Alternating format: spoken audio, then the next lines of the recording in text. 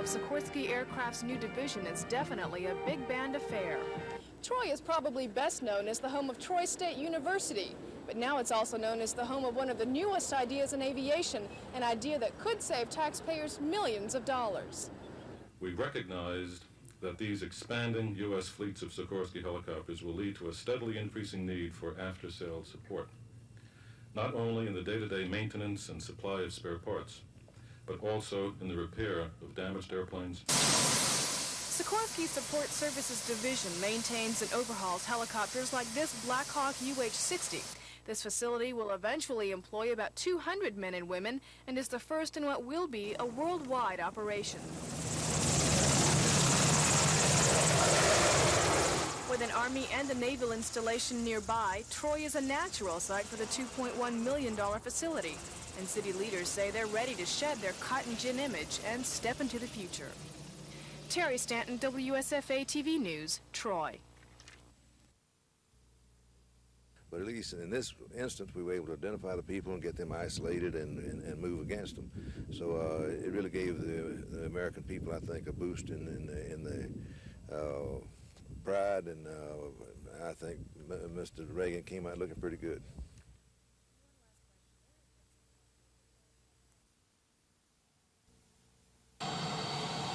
An expert on the international economy, he spoke at a seminar in Lakeland, Florida this morning, and then boarded a jet for Montgomery. As Prime Minister in the early 70s, Heath established diplomatic relations with China. He commends Governor Wallace for seeking closer ties with China and witnessing firsthand that country's emergence into the world market. Personal visits allow you to see these developments for yourself, to judge their speed and their stability. And they also enable you to understand the Chinese approach, not only to their own economic affairs, but also international affairs. I think this is very important. We also asked Heath about his own country and the current turmoil there. What do you think is causing the riots now in London? The reason is that in certain areas, and particularly in the derelict areas of the great cities, you've got a tenseness which arises out of the fact that unemployment amongst young people is extremely high. Then some incident occurs which sparks the whole thing off. It's deplorable. You can say that in no way is it justifiable, but there is an explanation for it, which I've tried to give. Heath will speak here tonight on the world economic situation at the $100 a plate Huntington College benefit banquet. Lisa Walsh, WSFA TV News.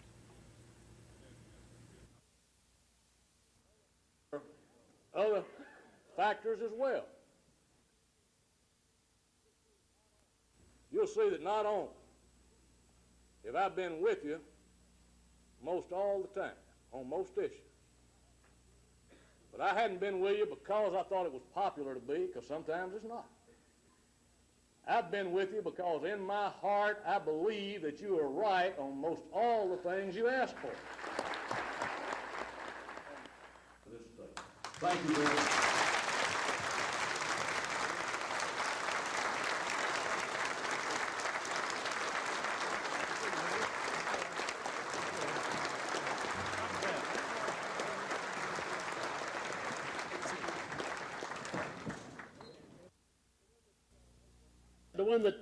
For nearly 200,000 laid off or unemployed labor workers in Alabama, the handwriting is on the wall. Labor wants fair trade, not free trade. We'll talk some more about National Labor Vice President William Winpensinger told delegates something apparel workers in Andalusia know firsthand. America is losing the trade war to foreign competition. And because of foreign imports, our workers are just being underbid as far as the work is concerned, and companies are not able to secure contracts that require them to make shirts, so our members are being put out of work. Labor leaders assailed President Reagan's tax reform proposal, calling it economic bloodsucking. Part of the plan calls for taxing unemployment benefits, something Congressman Howell Heflin opposes. The idea of taxing unemployment compensation or workman's compensation benefits or something that ought to be fought and that they ought to be defeated.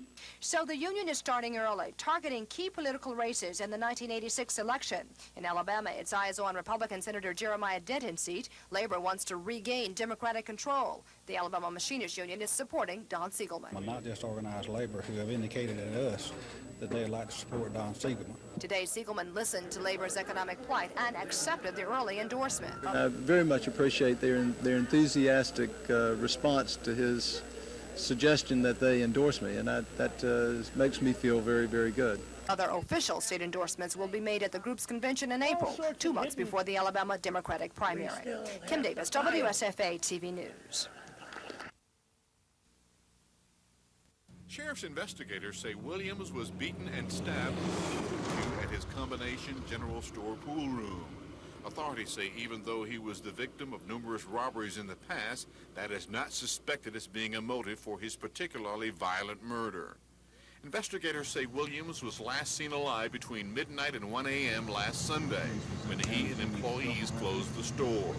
One of the workers discovered Williams' body Sunday morning around 7 a.m. and called sheriff's officers. Area residents say Williams was reported to be between 68 and 70 years old and was well liked by customers and had operated the store for approximately 25 years.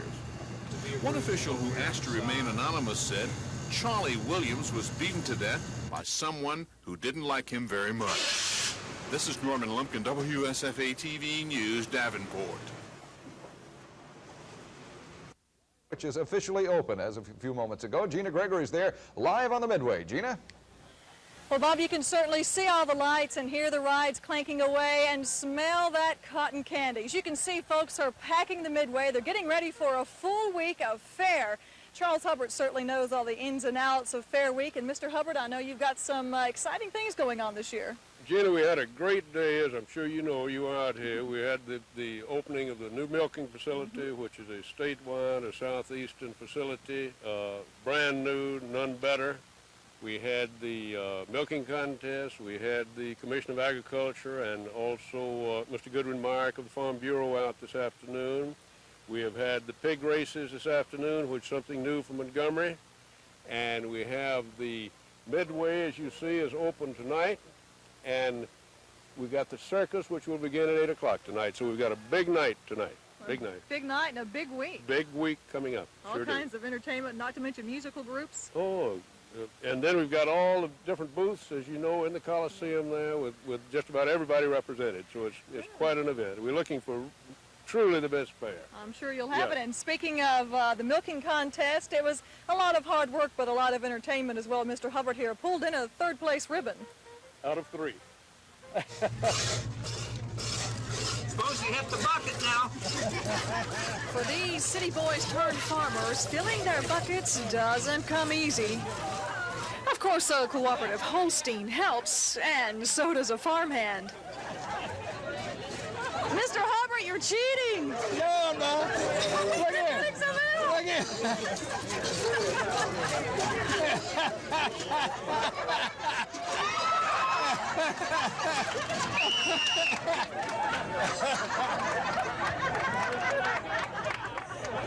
How many times have you milked a cow before? From the time I was 12 years old to 17 years old, I milked cows every night and morning. This is nothing new. But it's been 30 years. At the end of 3 heats, the milk tells the story. Goodwin Myrick filled his jar to the top. I don't think we've got to get the graduating soldiers out there. You got them, 1, 2, 3.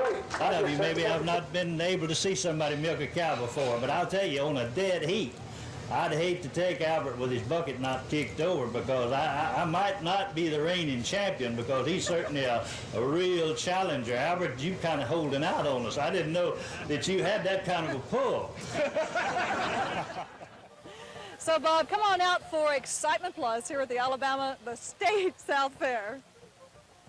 You want to try that one more time? No. We're all lining up for the pig races. We'll tell you more about that a little bit later on. Two things are plainly evident since the debacle at Knoxville. Pat Washington has had a stabilizing effect on the offense. And Auburn is suddenly playing with emotion, something they lacked in the first 3 games of the season. It's obvious that these guys are having fun on Saturdays. They've captured the oneness that winning teams must have. No better example than the exuberance of Brent Fullwood. Though he plays in the shadow of Bo Jackson, when he replaces Bo, he seems to give them a spark and obviously is having fun playing football. Now they must go to Grant Field, Atlanta, a place where they played poorly 2 years ago, the championship year, and they must play on artificial turf. Check the record.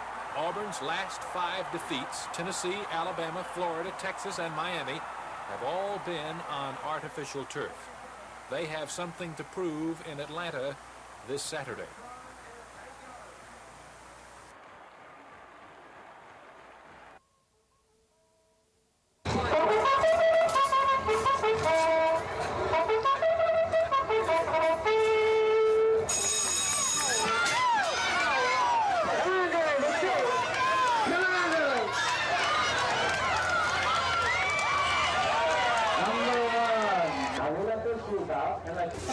We've got a souvenir for you of the pig race.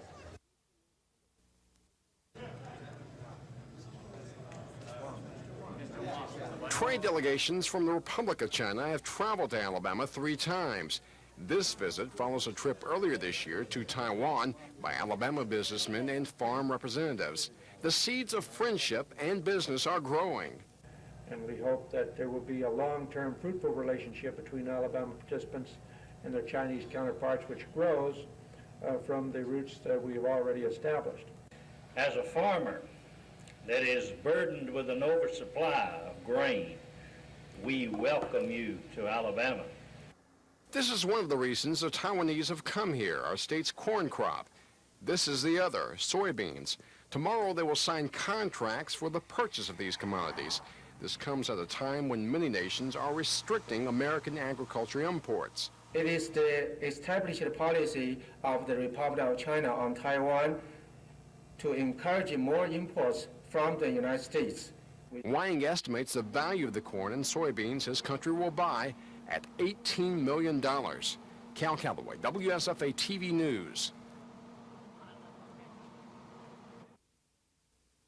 Relationship with the Republic of China. And in August, the Egyptians have already learned it, the Arabian Saudis have already learned it, the West Germans have learned it, the Italians have learned it, and that is that organizations like the Palestinian Liberation Front have caused havoc within nations, those nations I mentioned, and have done relatively little in the United States. To keep a trade balance with you, it's not there are difficulties in our export imbalance with trading partners around the world. So we are not just doing this once in a while. As far as help from developing countries is concerned, the first their production they can sell on a free market. It has transformed agriculture in the People's Republic, and that unless we in the north are more prosperous, this cannot be good for us in the democracy. The second of the Secretary of the Treasury, Mr. Baker. First of all, as far as the national political situation, we are accustomed to talking.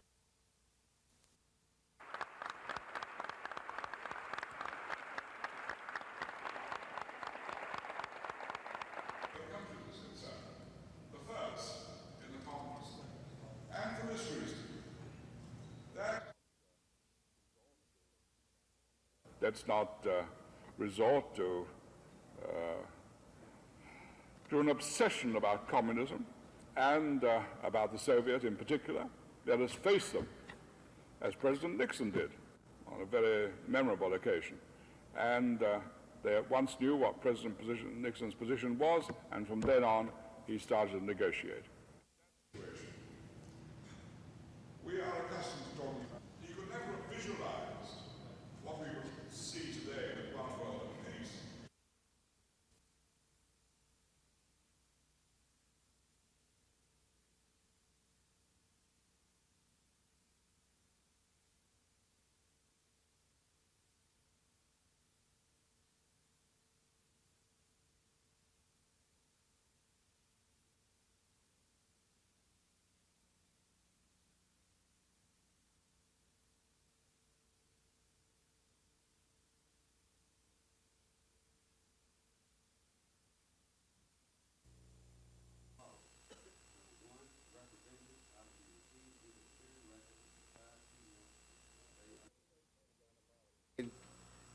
These athletes that take anabolic steroids are highly motivated individuals.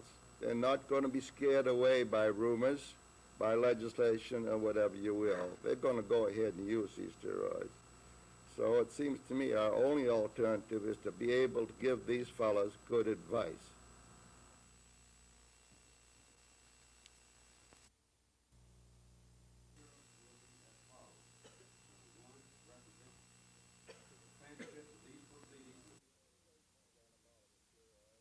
These athletes that take anabolic steroids are highly motivated individuals. They're not going to be scared away by rumors, by legislation, or whatever you will. They're going to go ahead and use these steroids. So it seems to me our only alternative is to be able to give these fellows good advice. A bit of influence I have. I think that this will help us. We'll have a basic hand on the problem. Yes, there may be more black market use of the drug because all the other states have not done what Alabama is trying to do. If we can do this here in Alabama, it may be an incentive for the other states to do it, to try it. We are not going through the legislature. We are doing this through the State Board of Public Health. For that, we are thankful and we are appreciative, and we just wish that... And we are going to sign a contract of purchasing 54,000 metric ton of soybean and 54,000 metric ton of corn.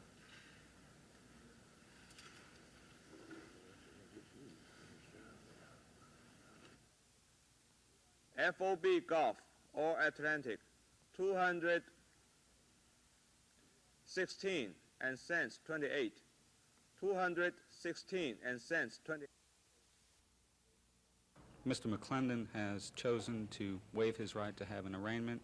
He understands the charge that has been brought against him. We are in the process now of continuing our investigation of that charge. We expect that upon trial in this case that he will in fact be found not guilty.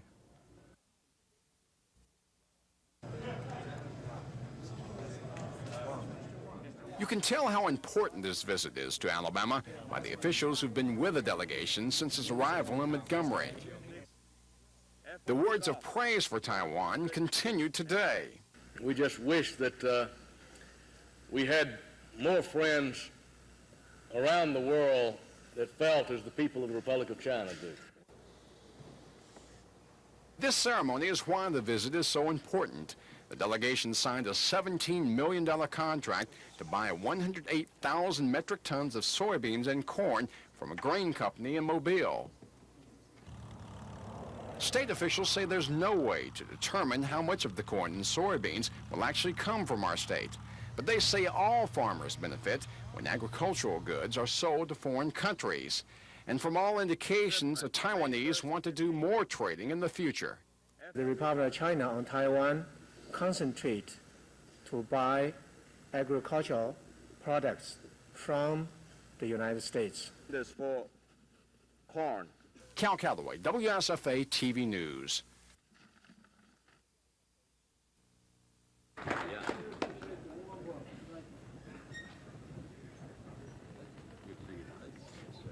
Relationship with the Republic of China. And in August of last year, I traveled to Taiwan for the first...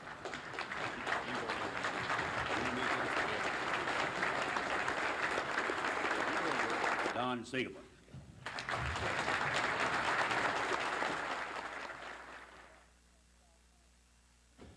When we have 11 textile plants in Alabama close in 4 years, you know that the people of Alabama need help. When we have U.S. Steel go from 33,000 employees down to, I think it was about 300 in less than 5 years, you know that the steel workers and the people of Alabama need help. When the timber industry is depressed as it is because of the Canadian imports, you know that the people of Alabama need help. What we have got to do is begin to put people in public office who are going to work as hard for their paycheck as you do for yours.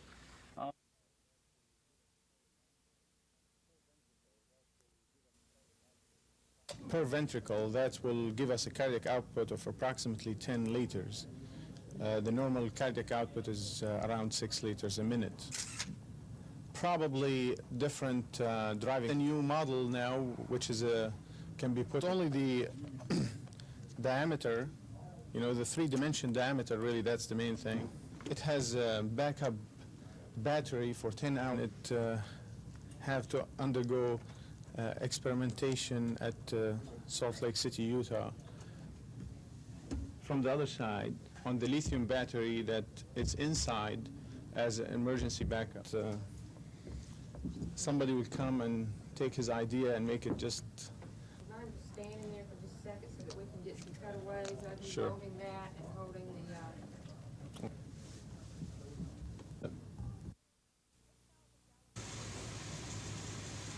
8,000 gallons of gasoline spilled at this terminal last year when someone didn't properly cap a valve. An accident. One Chevron began cleaning up immediately. But when Chevron dug monitoring wells and began recovering the spilled gasoline, the company got more than it bargained for, about 16,000 gallons more. Well, we really don't have an explanation yet. ADM is doing an investigation, and we'll just keep on recovering until ADM and Chevron feel that it's of no longer value to continue pumping. And that's where we've got all the product. The pumping process is it's air actuated, and what we do is we flood a cylinder with air and release the air, which allows the water and gasoline to flow into the cylinder. And the next time that we pump air to it, it pushes this product and water into a storage tank that we have. And then we run it through our oil water separator. Several petroleum companies operate storage facilities nearby, but none report gas loss or any leaks. The mystery gas came from somewhere, but officials with the Alabama Department of Environmental Management say they don't know where, although they'll continue investigating. Gina Gregory, WSFA TV News. We've got a reasonable time period in which to tax, and I think that they are more innovative. No more cronyism. No more you scratch my back and I'll scratch yours. No more catering to the special interest at the expense of the students. No more sliding education. A commitment to excellence and a willingness to stand up and say no more excuses. Would it be too late to wait for another state? That's what Alabama is about. The only thing that occurred through any kind of malevolent tactic. If paying X dollars taxes on that, the developer would still continue to pay those taxes. Please signify by raising your hand. Other cities have done this. The one that we are looking at the most is Birmingham. They did this several years ago, and it encouraged new buildings in the downtown area of Birmingham. As much as I'm generally opposed to abating of taxes, I think this is a good measure, in as much as it will create jobs and stimulate development in downtown Montgomery. Your hand. 8. Opposed? 1. The resolution has been adopted. Motion on the motion? All in favor, Generally please signify opposed. by raising your hand. Unanimous. The resolution has been adopted. Item 17, resolution declared. This past Friday night, the Dothan Tigers played what would seem to be the role of the underdog. After all, they were playing the second-ranked team in the state in the Lee Generals. They were playing the Generals on their home turf, Crampton Bowl here in Montgomery. And it was even homecoming for Lee. But if the Dothan Tigers were the underdogs in this one, somebody forgot to tell them. We went up there. We didn't think that, anything was against us. We felt like that we had a chance to beat them. And, we all week long, working up to the ball game, we felt like we could play them even.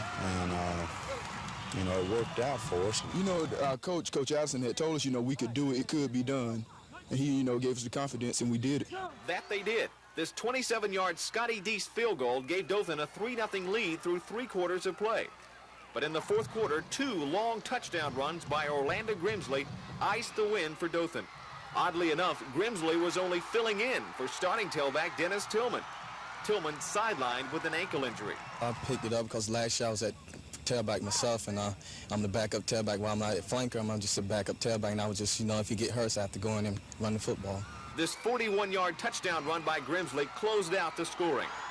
When the final seconds had ticked away, the scoreboard read Dothan 17, Lee nothing. So for their upset win over Lee this past Friday night, the Dothan Tigers are McDonald's High School Football Team of the Week this week. Coach Golden, congratulations to you and your team. Appreciate it. In Dothan, Mark Thornhill, WSFA TV Sports.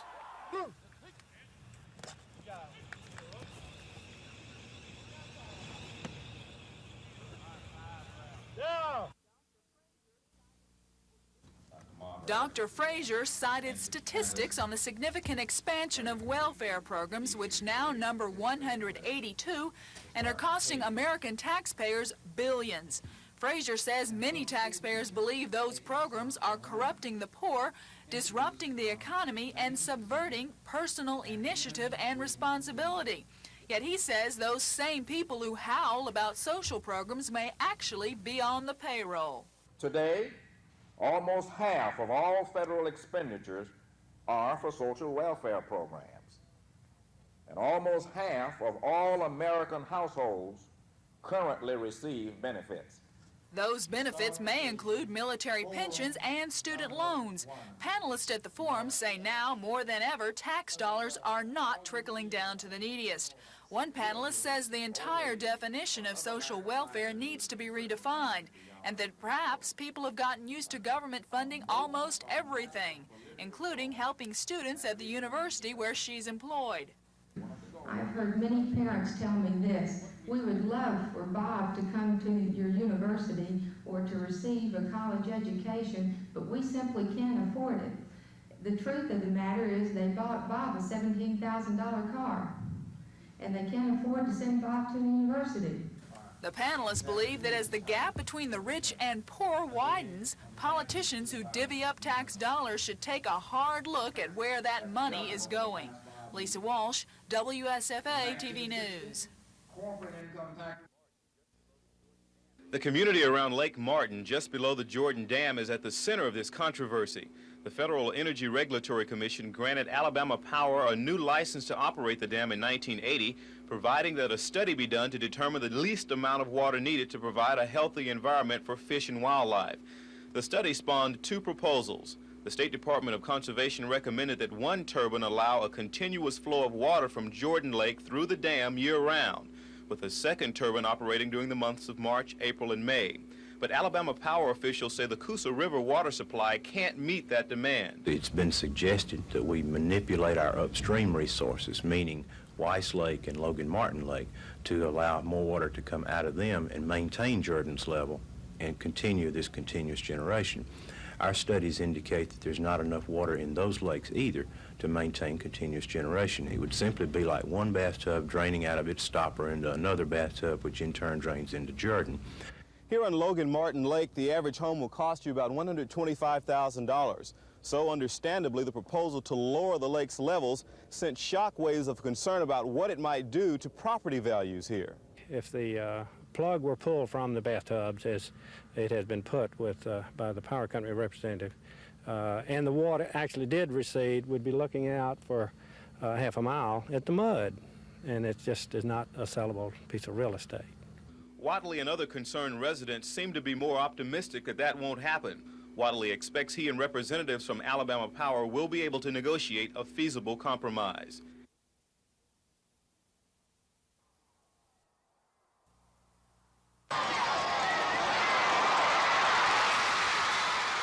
Football. It has a lot in common with the college version. It can be just as tough, just as competitive. But the head football coach at Jeff Davis says one thing high school football doesn't have in common with some colleges is the use of anabolic steroids. Everyone wants to do better. They want to be more successful, and some people seem to think that this is a step in the right direction for them to get bigger, faster, stronger. I don't think that we have that problem in high school. Committee on Public Health member Dr. Stephen Lawton is one of the main driving forces behind the push to make steroids a controlled substance and put the drug in the same category as marijuana and amphetamines. He says misuse of the drug is trickling down to the high school level. While Coach Lee doesn't agree that Alabama high schools have that problem, he says any effort to curb the misuse of any drug is a good idea. We try to do the same thing with drug, tobacco, alcohol, or any of that type of abuse that might end up hurting a person. I think this is a part of our job as educators. The committee hopes to make a decision by January. Terry Stanton, WSFA TV News. Also mentioned the possibility of controlling other soul, and they thought that how this would affect their practice in relationship to infertility and how the place anabolic steroids in any category they desire. Usually spot a person that's been on steroids, if you've seen the kid before, and he comes up all blown up with a lot of Relationship to exactly how we would control this and whether it's worthwhile and whether these things might go underground, and specifically the fact.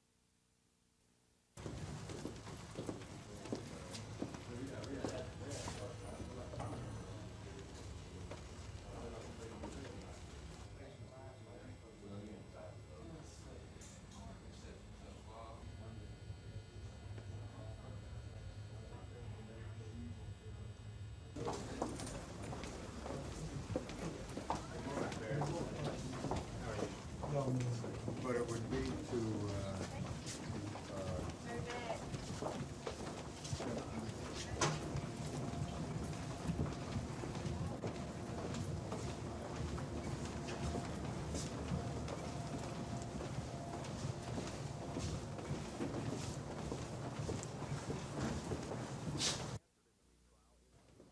The question to be answered in the retrial is, did Murray know that Mary McCord and Tony Burks were police officers when he opened fire, killing McCord and wounding Burks?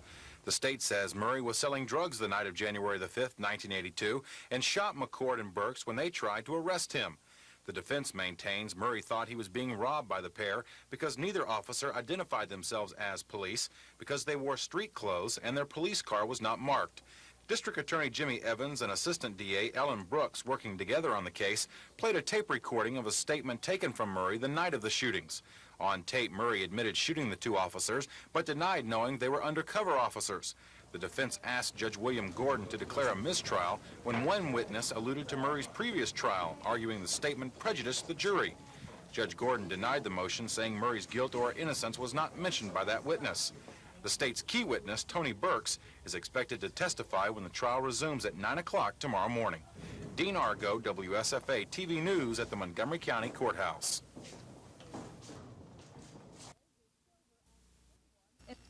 Major Silver asked anyone who used the pulmonary function machine between July 10th and September 30th to contact the base hospital. People tested on this machine should call between 8 a.m. and 4 p.m. tomorrow. Doctors believe a retired military man tested here on July 10th and September 25th may have tuberculosis, although final and conclusive test results will not be complete until mid-November. Since this man had used a pulmonary function machine, we thought that we had better track the people who used it after him and do tuberculin skin testing on them to determine if they have taken in some of the bacteria, and we're trying to prevent active disease. Captain Page says it's highly unlikely that anyone contracted the disease from the machine. A healthy person will normally either actually never let this bacteria get into the lungs or will wall it off, and their own immune system will keep it from causing disease. The debilitated person or someone with a bad immune system, it will go into active disease. Page says 123 people have already come in for skin tests, and 6 of those have tested positive for mycobacterium, one type of which is tuberculosis. Page says 6 out of 123 is not a surprising ratio, and she says many in the general population carry mycobacterium, but suffer no disease. In the past 3 years, Maxwell doctors have diagnosed 5 cases of TB. Lisa Walsh, WSFA TV News. Say today is that while there may be they comprise less than 1/10 of the federal budget, but they bore nearly 1/3 of all the cuts. So I think if we put all of those figures together, my conclusion is that poor people are having to pay in many ways for our military expenditure increases.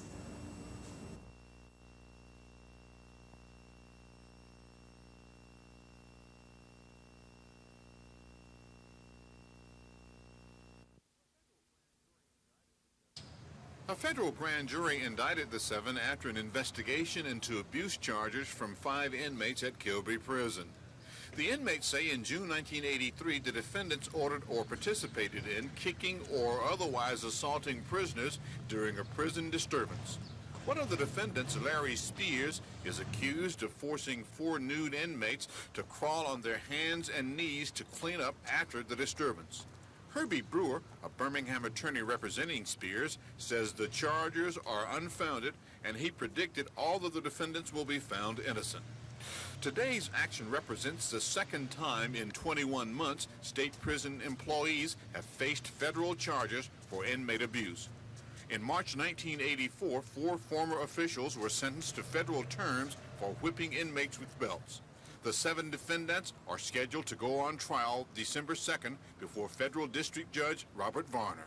This is Norman Lumpkin, WSFA TV News at Federal Court.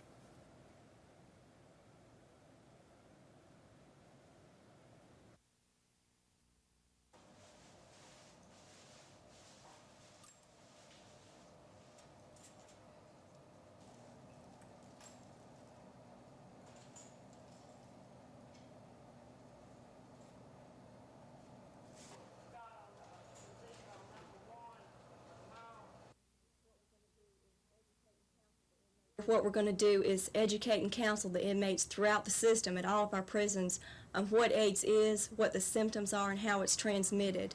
And that way, if they start having symptoms, they can talk to the medical people at the facility. There's really nothing we can do. Just wait.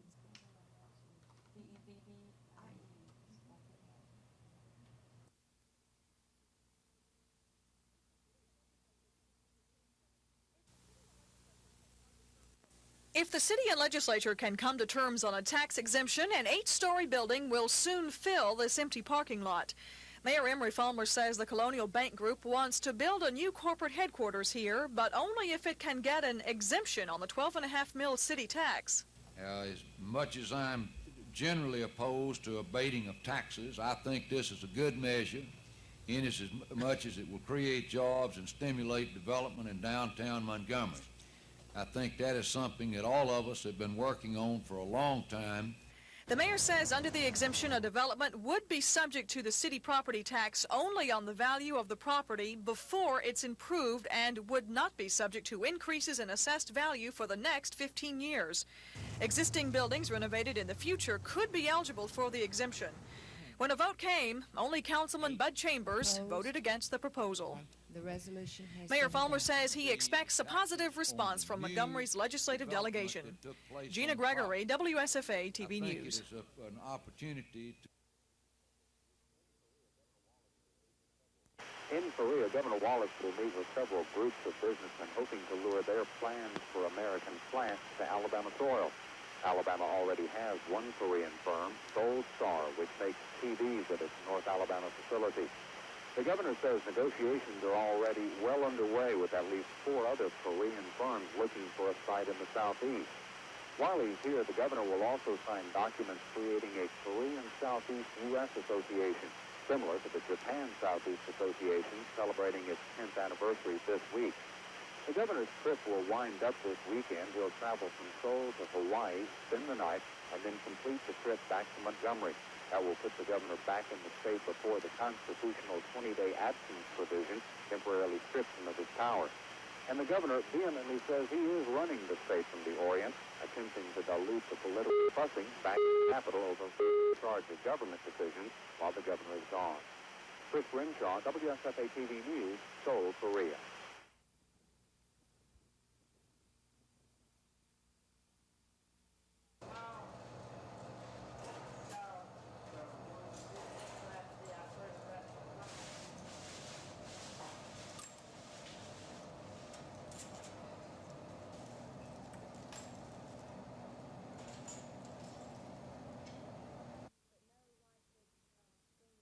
But no widespread screening of West Jefferson or Limestone will be held. According to medical personnel, there is no such test available yet. If the inmate starts showing symptoms of AIDS, he will be tested at that time. If he does have AIDS, he'll be separated from the rest of the inmates. There's really nothing we can do. Just wait and see.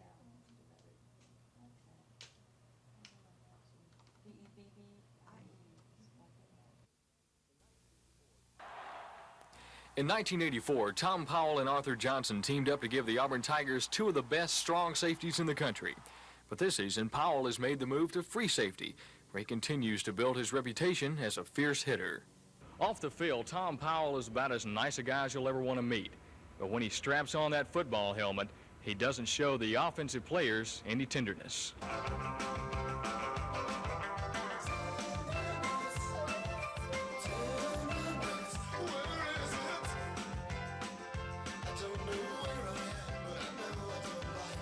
Yes, I enjoy doing it because that gets the team up. If they see like big hit, everyone get excited and want to get the one in themselves, you know, and that just motivates the team.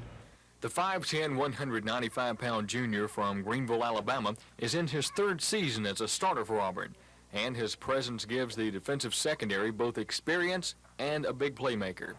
He tied an SEC and school record for interceptions in a game last weekend against Tennessee with 3, and is among the top tacklers on the season with 17, 4 of them for losses.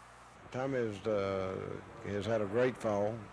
He's worked extremely hard. He's an outstanding leader for us. He takes pride in work every day, and he's just, he's a joy to watch play the game. And of course, he did have a great day against Tennessee Saturday. Well, it's like this. I know I got a job that I have to do. So I feel like this, they're going to be after me, so I got to go after them. So I just try to give all I got.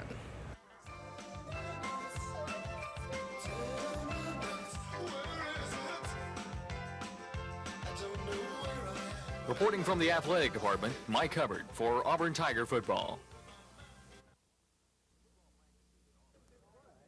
Football practices at Auburn are designed to prepare the Tigers for each Saturday's game, and to best make use of practice time, each session is carefully planned and regimented. It's the players who do the learning and the coaches the teaching, but it's the football managers who keep the practices going. In all, there are 17 student managers at Auburn who work with the individual position coaches during practice. They do everything from time the drills to even taking a snap or two. It's a tough job without a lot of glory. Well, I think it takes someone that has a lot of time to give up. Our practice in the afternoons sometimes lasts to 7:30, 8 by the time we get through eating. And someone that's not really concerned about being in the limelight like the players are, and we're not going to get a lot of recognition like they are. But we're an important part of the team, and that just makes us happy within ourselves knowing that we are. And what our job helps the football team win on Saturdays. Practice is where the managers do the majority of their work, but it doesn't stop there. On game day, they're the ones who make sure the coaches on the field communicate with the ones in the press box, and there are thousands of other details the average person never thinks of. It's that kind of responsibility that head coach Pat Dye says makes an outstanding person. Number one, they extremely hard working and don't get a lot of credit, but they are vitally important to the success of a football team. Their attitude, their approach, and we've had some great ones. One thing that I've always noticed about managers is that you follow their career. When they leave school, they're always successful in whatever they choose to do because they develop tremendous work habits, and they're always unselfish people and the kind that folks like to hire in their businesses. So just remember, behind every good football team are some good managers. From the athletic department, Mike Hubbard for Auburn Tiger football.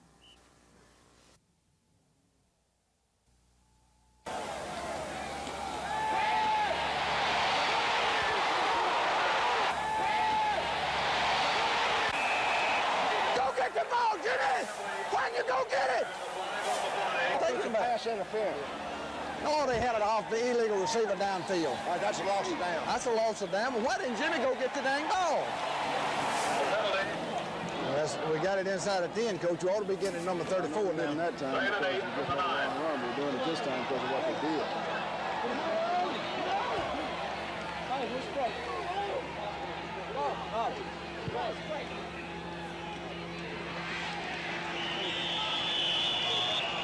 Counter sweep. Yeah. AG 6 up 2 yards. 3rd and 5, please. Suarez on the stop for Southwestern Louisiana. It's 3rd and 7. That's more than 5, isn't it? 3rd and 6 for Auburn at the 7. Give us a distance as soon as you get it. We don't Give us 8. Wayne, don't be talking. Me and Larry.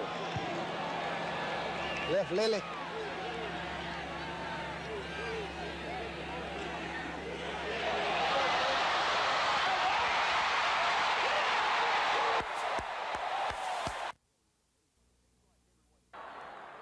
It seems like everyone's favorite plays are made by offensive players because they're the ones scoring the points. But what about the defensive players, the ones doing the pounding, trying to stop the other guys? What do they look forward to? For a defensive player, there are a lot of different thrills, like recovering a fumble or causing a fumble or maybe intercepting a pass or having a quarterback sack. But what is the ultimate thrill for a defensive player? Well, let's ask Ron Stallworth and Kevin Porter. They should both know because they both experienced the ultimate thrill for a defensive player against Florida State last Saturday. Scoring, I guess, anybody, because, you know, we don't get to touch the ball too often, and scoring has to be anyone's ultimate thrill on defense. Yeah, I enjoy scoring because, you know, we don't get to touch the ball, and whenever we do intercept the ball, you know, we don't have to block it because everybody's not used to blocking, so when we get the ball, we just run. Sometimes it works out, sometimes it doesn't. And Porter, a sophomore cornerback from Warner Robins, Georgia, has actually done it twice. His first score came against Arkansas in the Liberty Bowl last December. So if a defensive back enjoys scoring every once in a while, how about a defensive lineman whose normal big play is a quarterback sack?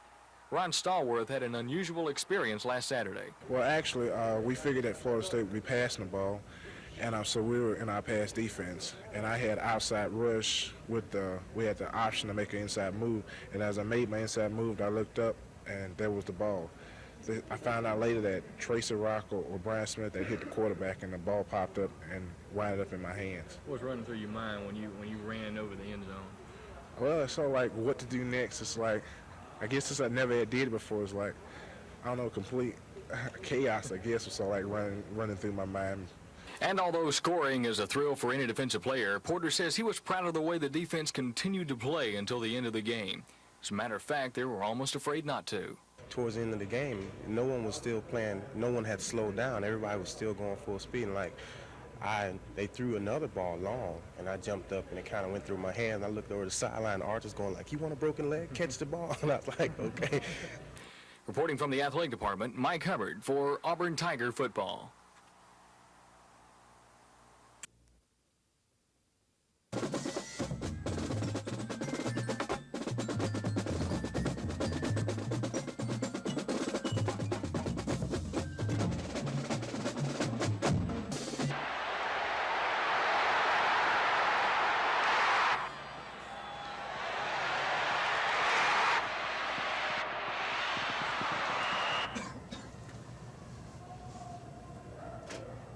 I'm mighty proud of you for not quitting in the second half and coming back and fighting and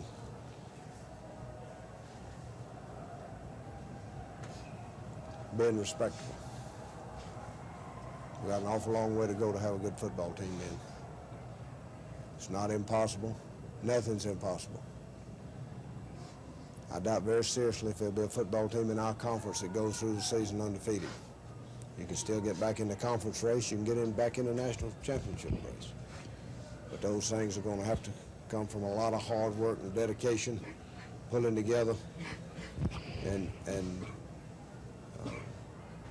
it'll certainly test the fibers in all of you and the coaching staff. Nothing in the world worthwhile is easy men. let's get undressed, get dressed, and get home.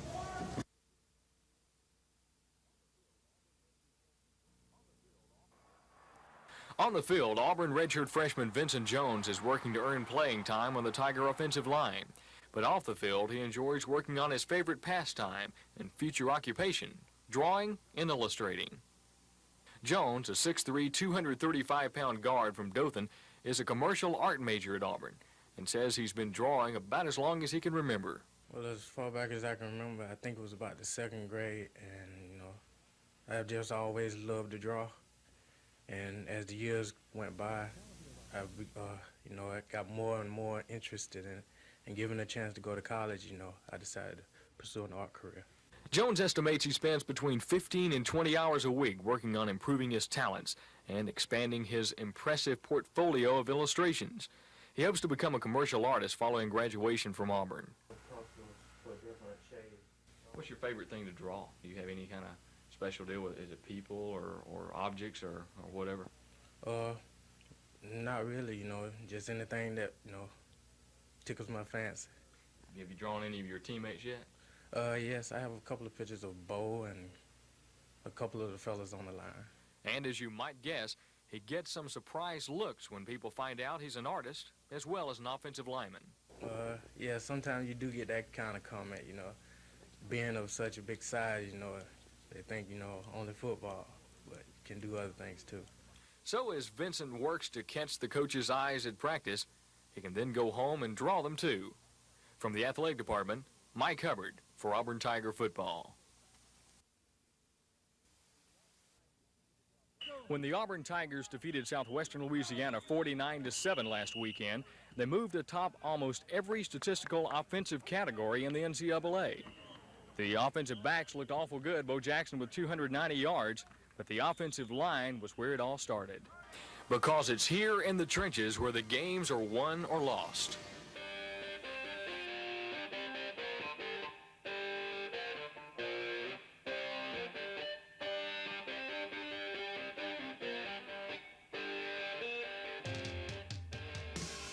To be an offensive lineman takes a lot of hard work and requires, as Steve Wallace says, a special kind of player. I tell you, it takes a lot of determination, and it's just mainly that desire and the will to win and to do what you're asked to do. This past Saturday, Jackson's 290 yards and Brent Fullwood's 173 gained a lot of attention, but not many fans at Jordan-Hare Stadium even noticed the offensive lineman doing the blocking as the Tigers racked up 565 yards rushing. So how do they get their satisfaction? You know, on Sundays when you read the paper and you see that kind of yardage, that kind of stats, and you see where Bo's, you know, got 290 yards, that's a lot of satisfaction involved in that. And, you know, if it wasn't for some kind of publicity for the backs, you know, showing what they've done, then there wouldn't be any satisfaction for us. Yes. Let's go, good step. The Tiger offensive front, coached by Neil Callaway and James Daniel, is an experienced group with all starters from last season returning. They're often the first possession on the practice field and the last to leave. Every day, every down, in practice and in the game, they're hitting, fighting to carry out an assignment in order to create an opening for a running back to slip through or to protect the quarterback. It might not seem like a pleasant position to play, but the linemen say it's worth it. Yes, most definitely. You know, when you come up off the ground after making a block or something and you see number 34 running down the field like he did Saturday, you know, it makes you excited all over. It makes you want to just go out there the next time and do the same thing again.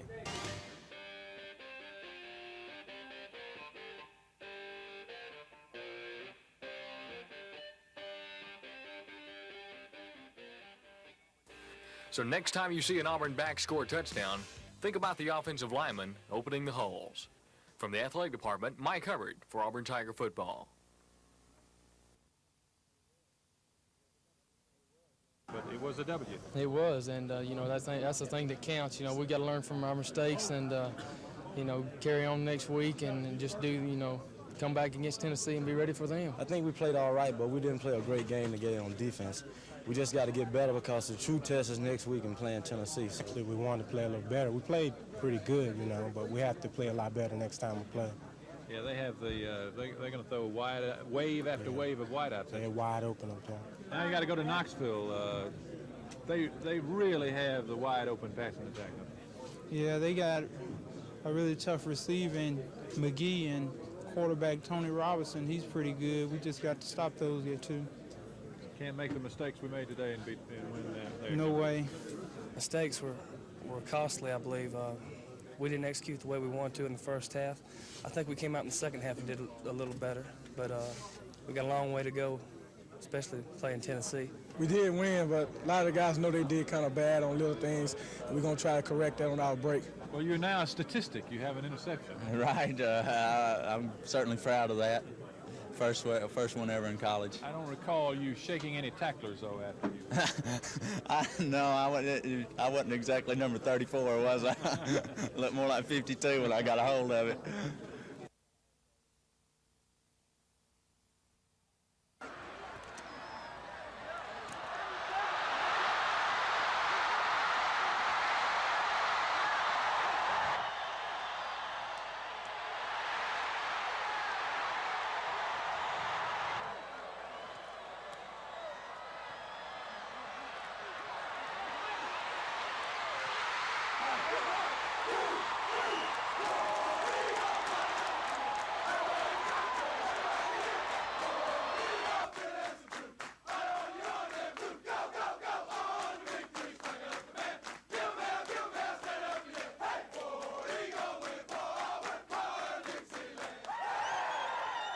You could feel it. I mean, all of you playing with the same pulse rate, the same heartbeat.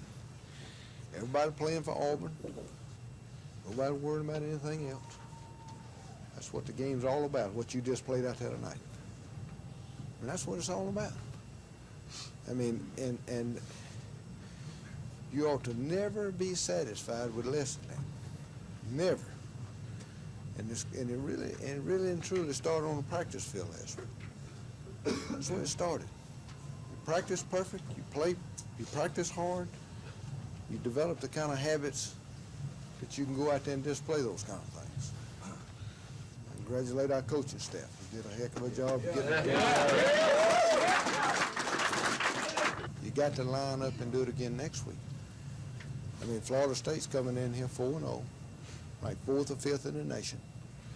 They will be higher than anybody. They'll be higher than Tennessee was last week. I mean, that don't concern me. We can't do nothing about anybody but Auburn. Anybody but Auburn. So let's be sure that we're at our best.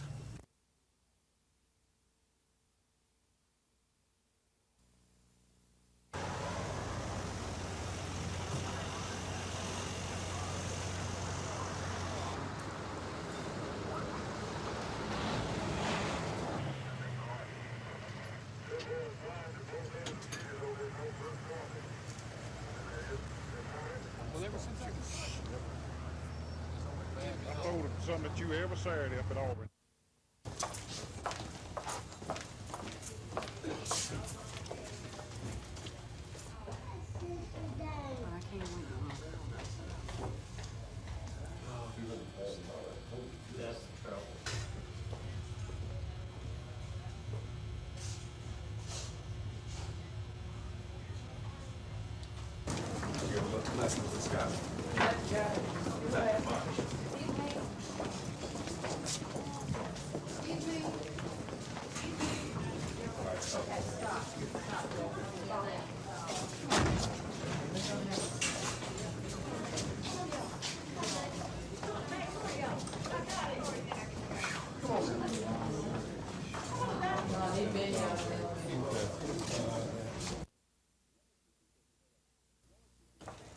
The only two people who know what happened the night Montgomery police officer Mary McCord was shot and killed took the stand today. McCord's partner, Tony Burks, who was also shot, testified he was driving the police car that night when McCord jumped out to arrest Paul Murray. Burks says she identified herself as an officer. Burks says he grabbed Murray's gun, a scuffle took place, Murray fired his pistol 3 times, and he heard McCord cry out. Burks says he and Murray fell to the ground. Murray took Burks' gun, and when the officer tried to run, Murray shot him in the back. Murray then took the stand in his own behalf and completely denied Burks' version of the story. Murray says Burks jumped out of the car and McCord was driving. He says neither person identified themselves as a police officer, and when Burks grabbed his arm, he thought he was being robbed. Murray says he fought with Burks, lost sight of McCord, and fired his .22 pistol in the air to draw attention from surrounding residents. Murray says when he and Burks fell to the ground, Burks tried to run, and he shot him once in the back, but Murray says he never saw McCord again. Judge William Gordon called for a recess and will continue the case tomorrow morning. Dean Argo, WSFA TV News at the Montgomery County Courthouse.